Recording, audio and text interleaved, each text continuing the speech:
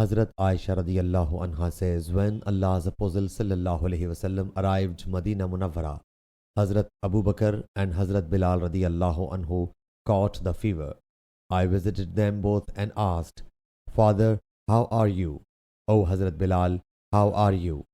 She says when Hazrat Abu Bakr's fever got high, he recited, everyone gets up in the morning amongst the members of his family, though death is nearer to him than the laces of his shoes.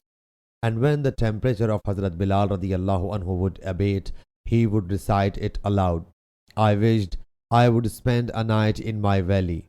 I would enjoy the sight of Jalil and Izkhir.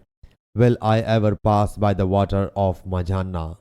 Will I again enjoy the sight of hills of Shama and Tafil?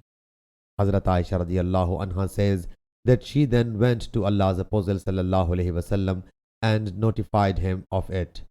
He sallallahu alaihi wasallam invoked Allah Jalla Jalaluhu, O Allah Jalla Jalaluhu, confer on us the love of Medina as much as or more than our love of Makkah, make its climate healthful, and bless its saw and mud measures, and shift its fever to Johfa. Sahih Bukhari, Hadith number 3926.